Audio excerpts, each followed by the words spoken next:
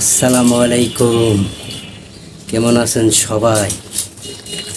আজকে আমরা বানবেড়ার মাছ কিনছি। বানবেড়ার মাছ ছোট থাকতে বাতের লগে নলাই নলাই যে মাছ খাইতাম, এই মাছ কিনছি।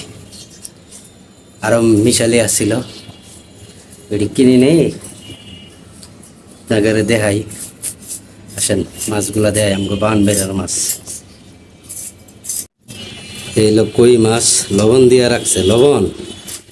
এইলো শিং মাছ, এটিও লবণ দিয়া রাখছে। আর এটি আসছিল টাকি মাছ।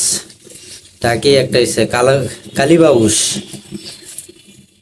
আর এই যে কানলা মাছ।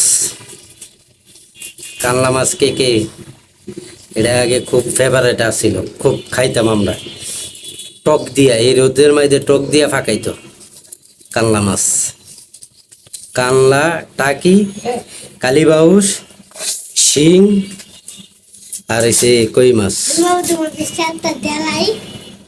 এই হলো আমাকে বানবেড়ার মাছ।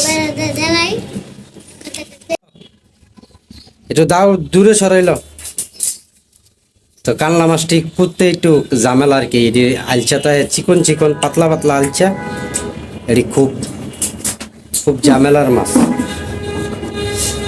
তো কুড়াত লেগে গেছে, আমি দোকানে যাবো। আর হেরে হেরে বলে বিলাই আসলা দিছে, বিলাই লগে গিয়া পাশাপাশি করে বিলাই দিছে আসলা। ওনা আসি বয়ে আল্লাহ জানে। ফালা বিলাই বলে আসলা দিলে কিছু হয় না, কিন্তু তারপর মনে মাইতে বই আছে। তো মাছ এরা করতে থাকুক, আমি দোকানও যাইগা। আপনারা লইয়া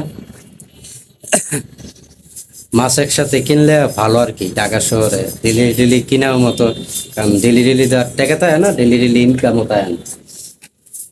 তা আর এইসব ইনকামের টাকা দিও না। মাছটা ঘরে থাকলে ধরেন তৈ তরকারি 50-60 টাকা ডেলি কিনে আনলেও হয়ে যায়। তো এই দিক দিয়ে একটা টেনশন মুক্ত। আর খামো কি, কালকা তরকারি পাক করছে, আমি একলাই গেছি, সব রয়েছে ফ্রিজের ভিতরে। যে গরমে কি খাওয়া যায়? বাচ্চা মাচ্চা কেউই কোনো খায় না। তা আমি দোকানে চলে যাব।